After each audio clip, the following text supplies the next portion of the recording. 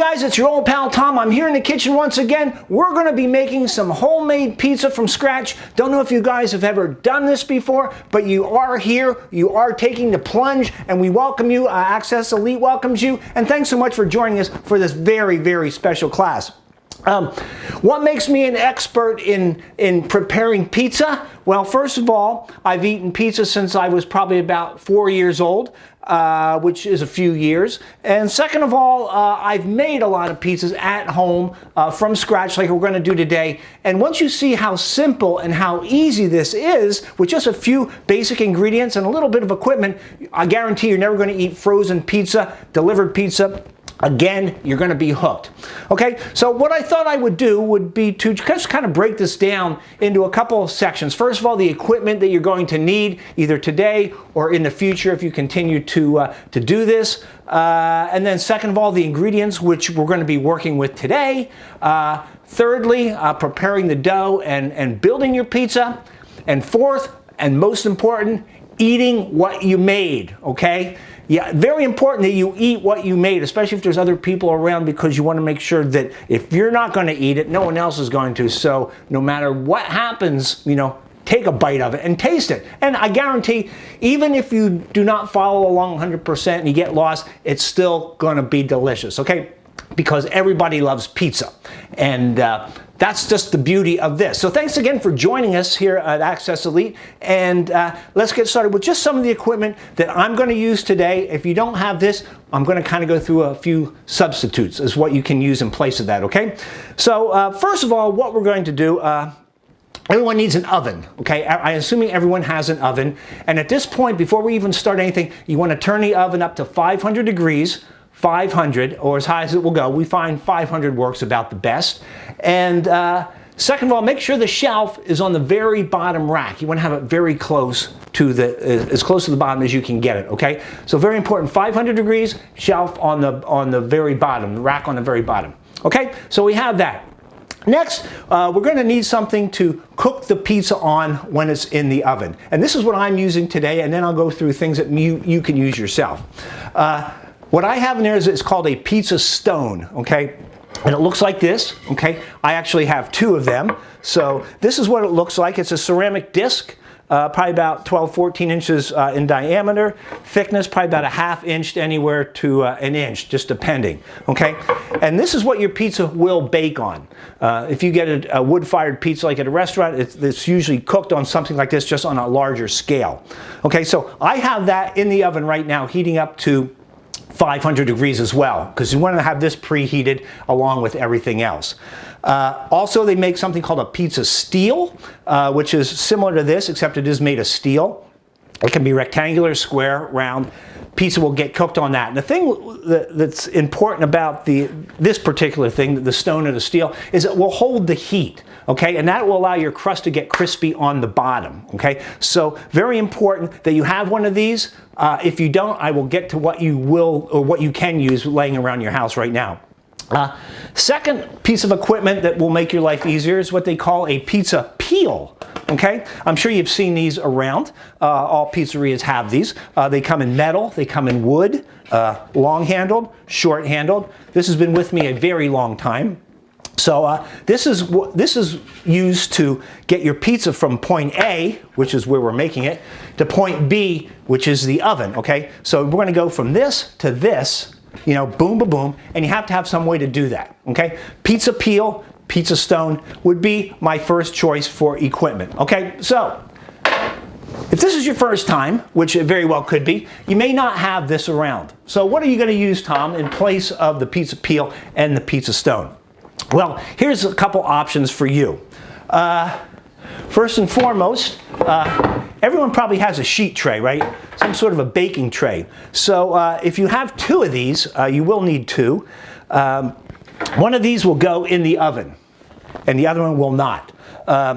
So what I would suggest is getting two sheet trays right around the same size, and whatever sheet tray you're going to make your pizza on when you're preparing it, that's as big as you're going to go. So in other words, if I use this sheet tray, your pizza cannot obviously go any bigger than that square right there. So let's just say, for instance, we're going to use these two sheet trays. I would take this first sheet tray and I would put it in the oven in the bottom shelf, just like where the pizza stone is right now. You can either put it this way. I prefer this way because it's just a little bit easier to get out when it's done, but either this way or this way, that will go in the oven, okay?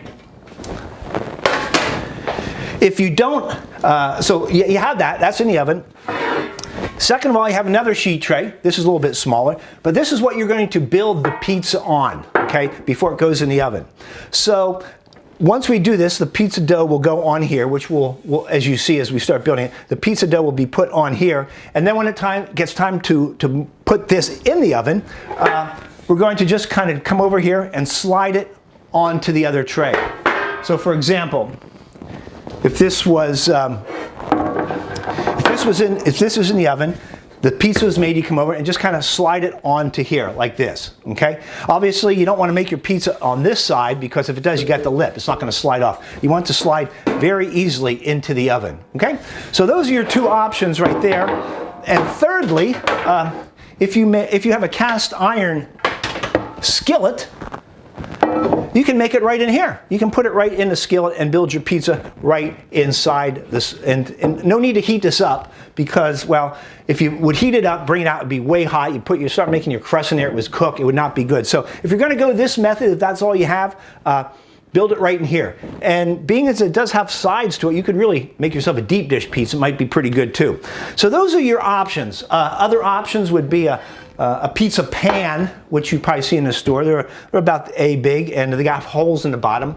The one thing that you don't want to do is you don't want to make your pizza crust and just lay it right on the rack. Okay, that's not good because what will happen, obviously, it'll just all start sucking down into the bottom of your oven, make a mess. Trust me, I've done it. You don't want to go there. Okay, so that's the equipment. So just to reiterate here what we just did here, so you know what the process is going to be. The pizza stone or the sheet tray will be in the oven. Your pizza will be built on the pizza peel or the other sheet tray.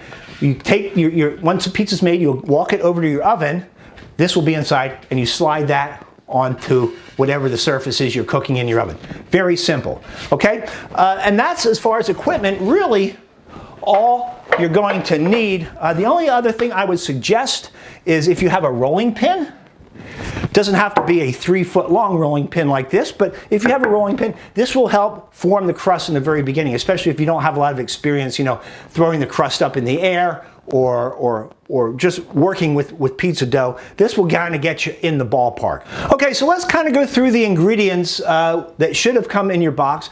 We found that sometimes there's varying ingredients, but let's kind of go through some of the basic things that everyone should have here, and then we can make adjustments as we go along, okay? So as you know, we're making something called a Margherita pizza, okay? If you're here just for the tequila, not gonna happen because, well, something completely different, not even spelled the same. But the thing about a Margherita pizza, a lot of fresh ingredients. We have our fresh tomatoes, we have our basil or arugula, we got our burrata mozzarella cheese, a lot of things you don't find, say for instance, on a traditional pizza, which normally would come with sausage, pepperoni, anchovies if you're a lover like me. But anyway, this is going to be a little bit different, but it is very, very good. So let's kind of go through what should be in your kit to begin with. We'll start off with some pizza sauce. If you have your own special brand of pizza sauce you want to use, that's fine. Any sort of spaghetti sauce will work. This is going to be plenty for what we're going to make. We're just going to be making one pizza today. We also have like I said, our burrata cheese. It comes in balls like this. You may have a big one there, a couple of smaller ones. Whatever will work. It's a type of mozzarella cheese, a little bit of a different kind of a flavor than the regular mozzarella that we normally would get on a pizza that is all shredded. One thing, this is packed in water, as you can see. So we want to make sure we dry that off really well before we put it on the pizza. If not, you're just going to have a big watery, liquidy mess on the top of the pie, so you don't want to do that. Okay, so sauce and cheese, always good on a pizza. Then we have a Roma tomato. Also, some kits are coming with cherry tomatoes chopped up, but for this particular experiment, we're going to use the Roma tomato here. We also have some basil. I kind of went through and picked out some of the better pieces here. You kind of watch basil because, you know, it will turn, it'll turn fast. So always make sure you have some basil. We're going to break this up a little bit when we put it on the actual pizza itself, but it's going to be good. This will go on after the pie is done. Okay, so we're going to put that off to the side for right now. And then last but not least, we have our prosciutto. Okay. Traditionally, prosciutto doesn't normally come on a margherita pizza, although I have seen recipes online that do call for this. So we're going to put some of this on. Obviously, if you're a vegetarian, you don't need meat, leave this off. But we're going to slice it up really thin and then just let it bake on the pizza. Not too much, because it is kind of a strong flavor, but just a little bit. But like I said, if it's not your thing, don't put it on. And that's really the beauty of making a pizza, because there's not really any right or wrong way to do it, okay? It's like, it's personal. It's personal. It's a personal thing, okay? If you don't like this, put on that. We'll have pizza parties a lot of times at our house where we'll just buy a big old thing of dough, cut it into maybe 4 sections, let everyone make their own pizza, throw it in the oven. Everyone's happy because you can't complain that it's bad because you made it yourself. So what are you going to do? So it's a win-win all the way around. Okay, and then we have some arugula. Sometimes the kits will come with arugula. Same thing, this will go on at the end of the pizza making process when it comes out of the oven. You don't want to bake this in the oven because it will just all shrivel up and kind of look not good. So it really makes for a nice presentation when you put the green stuff on at the very end. Okay, and then last but not least, the star of the show, the reason why we're all here today, is the pizza dough, okay? The pizza dough. Now, obviously, this did not arrive in a glass bowl covered in cellophane. I did this myself, and let me explain to you why. If you take your pizza dough out of the refrigerator, it's cold, and you start working with it, it's really not that easy to work with. Plus, it hasn't had a chance to rise to its full potential. So I took this out, put it in a bowl with a little bit of olive oil in there so it didn't stick. I covered it up. It's been sitting out here now for probably about an hour and a half.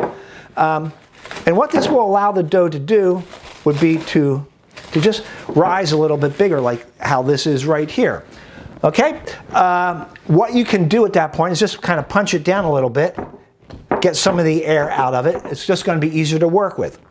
Now, as you can see, there are bubbles in this dough, which is a very, very good thing.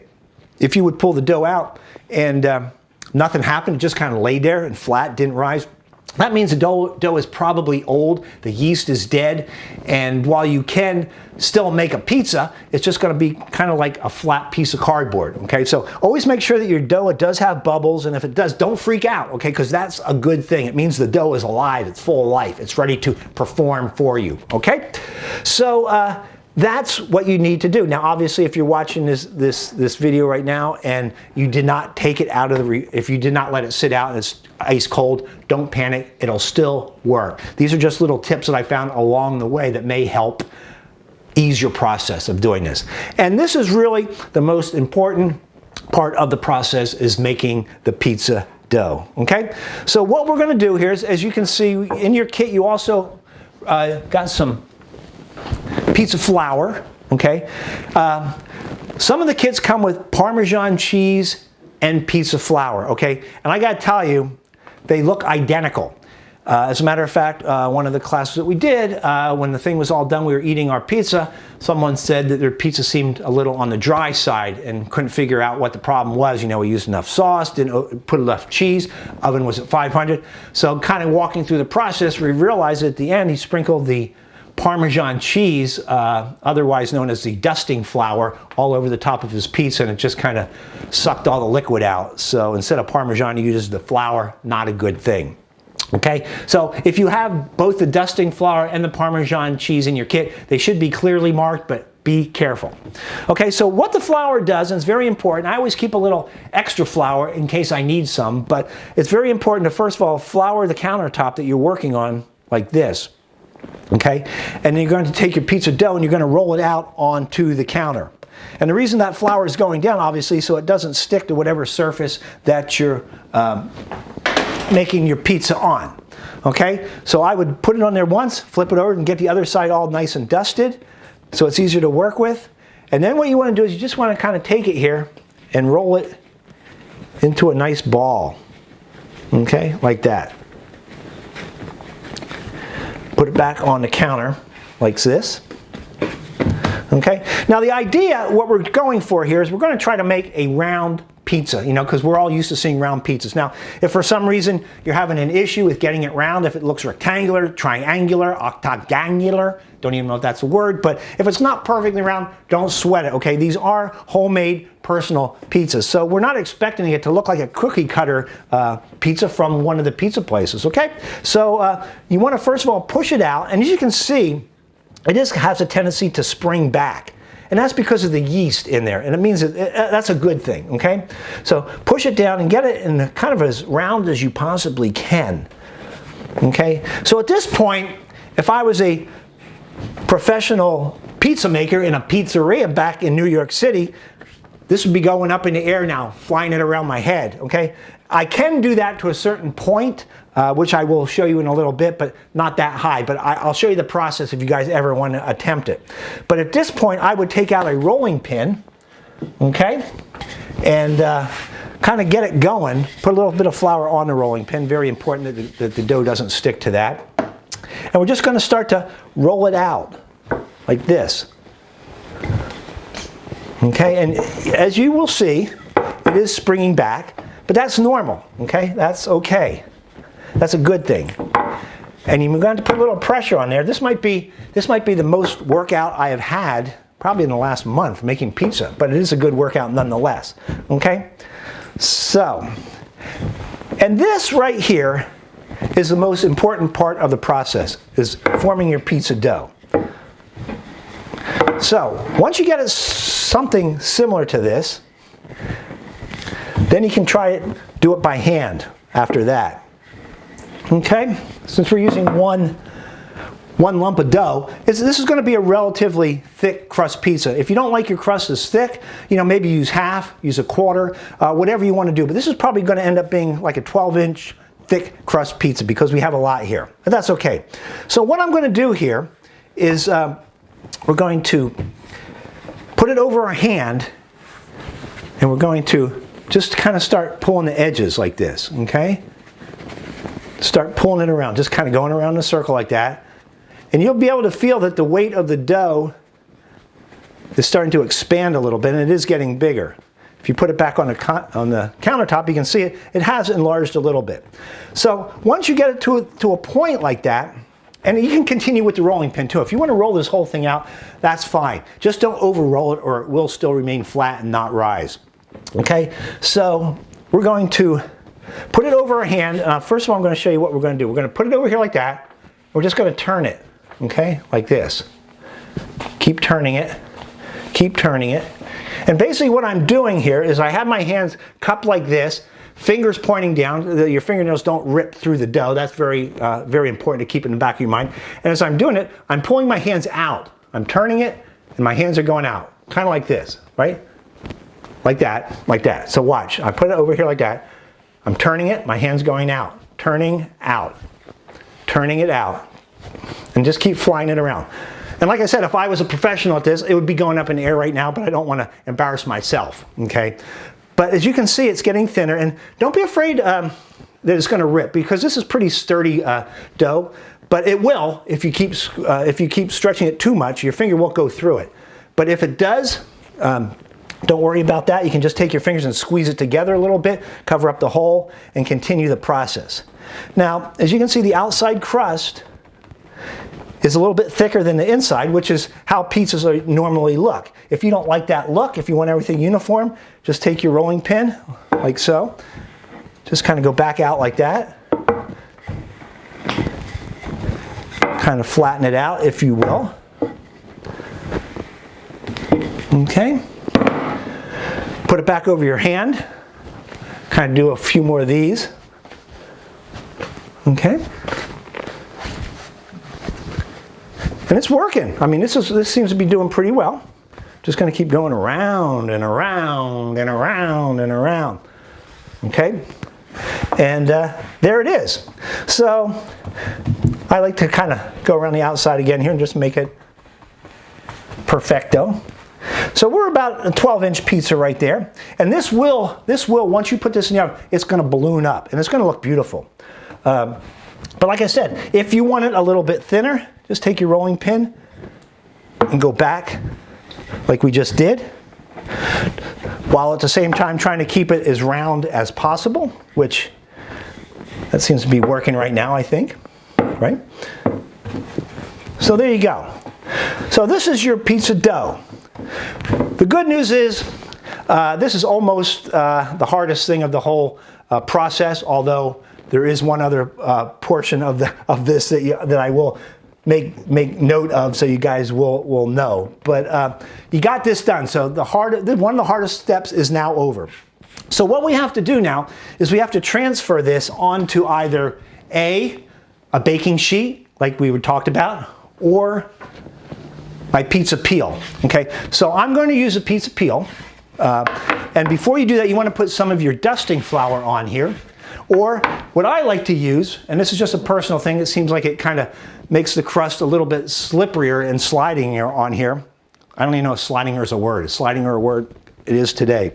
Okay, so this is just regular yellow cornmeal.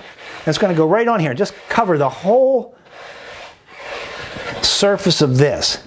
And then what you want to do is you want to take your pizza dough and you just want to transport it onto there, while at the same time trying to keep it look nice. Okay? So now it's ready to prepare. Now, if you didn't have this, like I said, if you were not using the pizza peel like I am, you would take your sheet pan, making sure to use this side of it, okay? You don't want the lip, this side. Cover this with your flour or your cornmeal and do the same thing. Move your pizza dough onto here. And this is what's going to be your work surface. You're going to work with your pizza dough right on here, okay? So, simple so far. So, what do we want to do now? Now we want to build the pizza. Okay, so most of the time whenever you're making pizza, no matter what it is, we're going to start off with the tomato sauce, okay? So let's just do that here.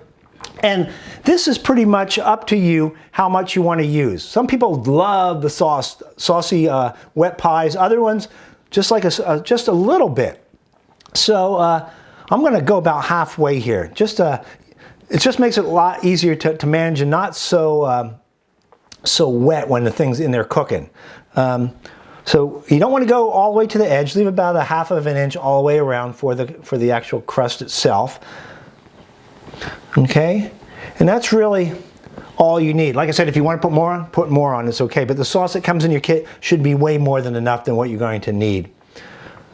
Okay, and one thing as you're building your pizza, whether it's on a pizza peel or on a tray upside down, no matter what you're building it on right here, always kind of give it a little bit of shake every so often to make sure that it still slides. Okay, so this is very important because it needs to be able to slide off of this into whatever you're cooking it on in the oven. So if for some reason it's not sliding all that well, throw a little bit of flour underneath the crust like that as you're making it, or cornmeal. Just always make sure that it slides, because once we move this from point A to point B, that's the last crucial step in this whole process, okay? So let's take our cheese. We'll put that on. Oh, you know what? Let's put some tomatoes on first, okay? So the tomatoes, this is a Roma tomato. You can use whatever you prefer. Roma tomatoes do have a little bit of a more of a tomatoey kick to them, so they always work well. Also, you want to kind of slice them up on the thin side. Try saying that 10 times fast. Okay? If they're too thick, the water from the tomato is just going to lay on top of the pizza. Okay? So let's go kind of thin on these. I'll say maybe a quarter of an inch. Okay? Just start laying them on the pie. Like that. There you can see how thick they are. Okay? Let's do another one here. And if you got something other than a Roma tomato, if you have cherry tomatoes or something, other tomatoes, it's entirely up to you. To be very honest, I'm not a huge raw tomato, sliced tomato kind of guy, but on pizza, on a burger, it works, okay? So, and you can put on as many or as little as you like. So we're going to go for that there, okay? And this is kind of like creating a work of art at this point, okay? Because now it's going to kind of take on a character of its own. So there you go. Give it a little slide. It's still good and sliding, okay? Next, we're going to use some of this burrata cheese. If you're going to use regular mozzarella, that's fine too, but traditionally on a margherita pizza, we're going to use this. And like I said, there's a lot of water in here, obviously, and I even dumped some of this off before we started. So I'm going to make sure that this is really kind of not too watery. I'm going to throw it on a paper towel right here and just dry it off best I can. These will come in all different sizes. They've got little small balls here, or the larger ones. So you can slice this in slices, or you can just kind of pull it apart like this, okay? Just pull it apart, throw it on the pizza, just like that, okay? Once again, put on as little or as much as you like. I like cheese. Any kind of cheese, I'm there, okay? So just kind of cover it up. Try not to cover your tomatoes too much, because you want to see all the ingredients when this thing comes out of the oven. So I'm going to go for a little bit more here, because I'm just feeling kind of cheesy right now, if I say so myself. Okay, put that on there like that, and that should be good. We should be good to go right there. Okay, we'll put that back in there. Okay, what else do we have left? We have our prosciutto. This particular prosciutto package, we found out last week that there's a very thin piece of plastic that separates each one of these slices, because the slices are very thin. Okay, so make sure when you peel this off that you're not getting the plastic, you're just getting the prosciutto. Okay, so I'm going to take that and I'm going to just slice it up really thin. So you can get a better shot here of that. Okay, and you know, when you're making your pizza at home, take your time. Okay, it's not a race, and just kind of enjoy it. I mean, even if you've got the whole family around, you know, bring the mom and dad in, the kids, grandparents, uncles, aunts, bring everyone in for the process, because it is a fun family thing to do, especially now since you know, we've just gone through this lockup and can't get out of the house much. But now it's good no matter when you're doing this. Maybe make an annual event out of it. So there you go. So there's a prosciutto on there. Don't want to go too much, but that was probably about a slice. And they also gave me some Parmesan cheese. Now, whether you want to do this or not, it's entirely up to you. But since it came here, I'm going to use it. I'm just going to sprinkle a little bit on the top like this. And this right now is turning into a masterpiece, and I'm sure yours is too. But when it's done and it gets golden brown and crispy, oh, I gotta tell you, there's nothing better. Okay, so there you go. Really nice and covered here. Okay, so this is pretty much all there is to this particular pizza. If you want, you can give it a little bit of a squeeze of olive oil. Not too much, just a little bit over the top. Okay, like that. Cue the Italian music right now. What else?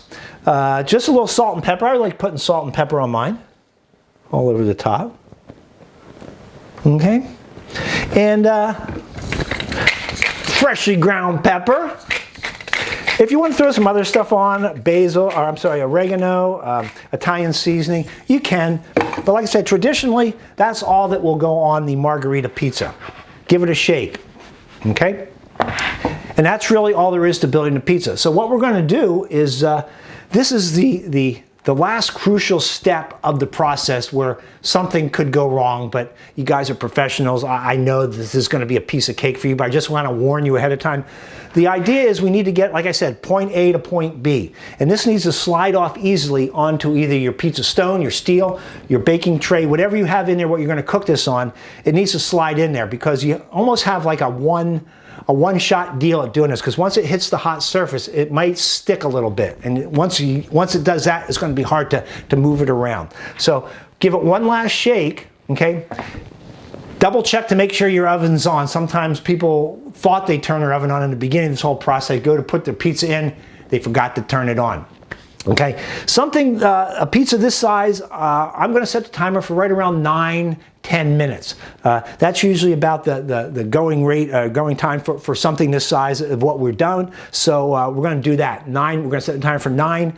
Last thing you want to do is put the pizza in and go start something else in the house and forget about it, because it'll turn from golden brown to black in just a matter of minutes, okay? So we're going to open the oven door, and then we're just going to gently slide this onto my pizza stone. Now, wouldn't that be funny if after all this I screwed it up? No. Okay? So we're going to go in here and just kind of slide it right on the stone. Perfect. Okay? And then I'm going to set my timer over here to 9 minutes. Just like that. We're going to hit start. And the process is pretty much done. The only thing left to do is really sit around and wait for this to be done. Also, what I'm going to do right now is I'm going to just kind of go through this basil and arugula and pick out some really nice slices for that. Okay, so like I said, with the basil and the arugula, they are fresh herbs. You don't want to use anything dry if possible. So you know, these came through, they're looking okay, but I'm going to cut a little bit of the stem off. I don't like the stems. And if you have some really nice leaves, you just lay it right across the top. But I'm going to kind of maybe cut these in half. Just kind of go like that.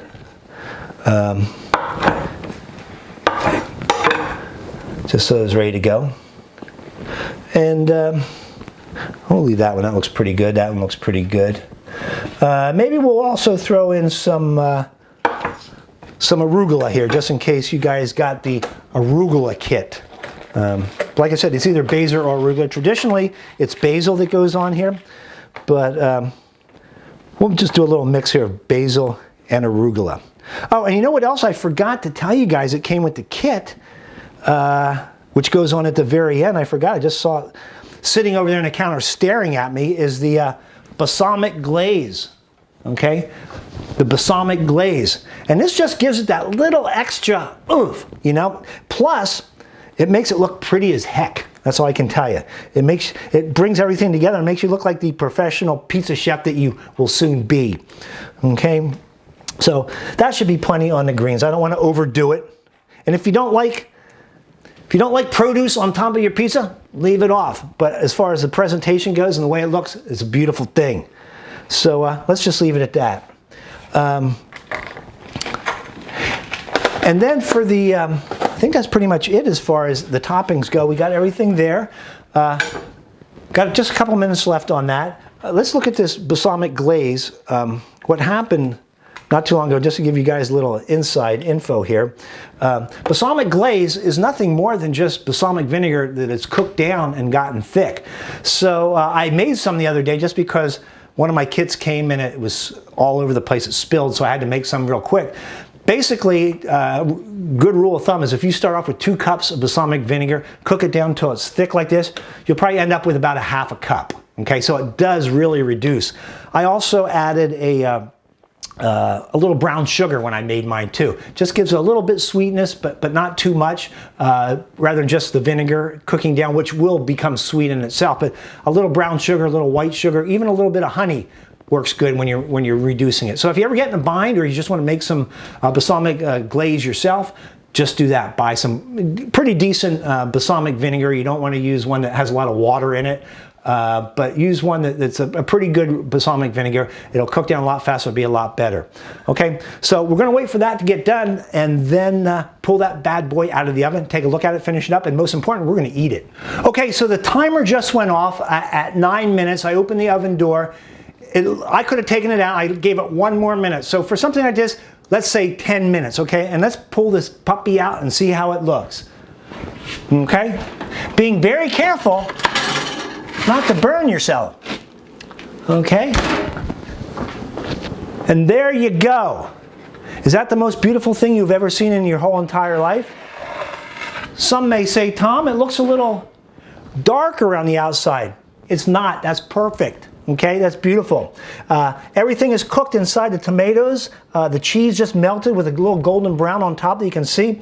And also, the way to tell if this is done really is to turn it upside down if you can. I can't show you here, but you will know it's a golden brown. If you hit it, it's got a crust to it, and that's what you want. It's a nice, thick, crispy crust on the bottom.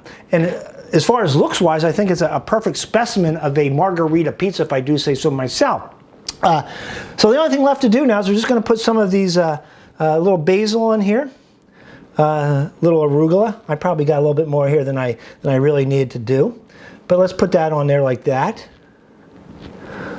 Okay, just cover it up a little bit. And I will say, although a Margherita pizza isn't my favorite type of pizza, it is one of the most gorgeous looking pizzas when it's all done, because you have the different colors going on, and it just works as far as aesthetically.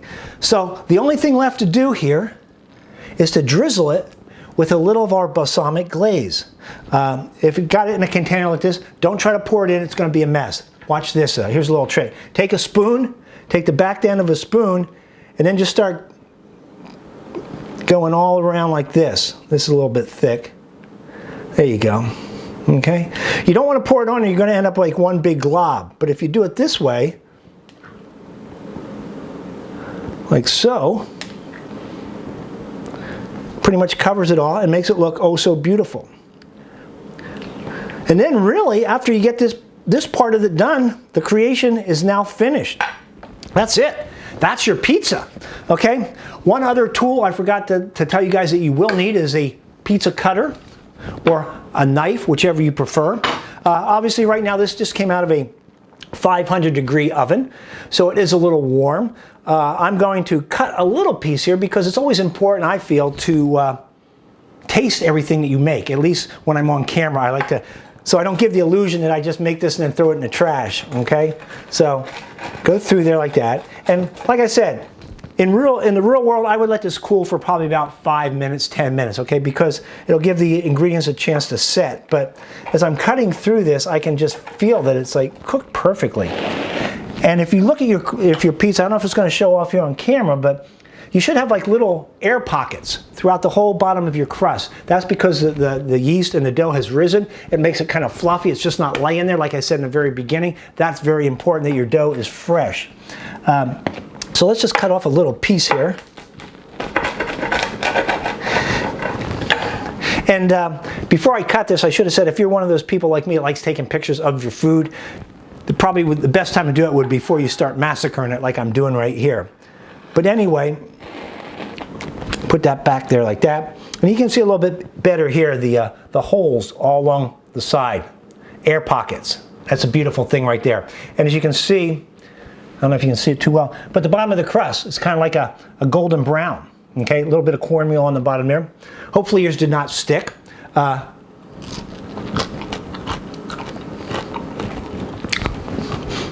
You know what? I know every time you watch a food show, they always taste it and it always is good, right? Obviously, sometimes it's not always good, but they always pretend it is. But this is good.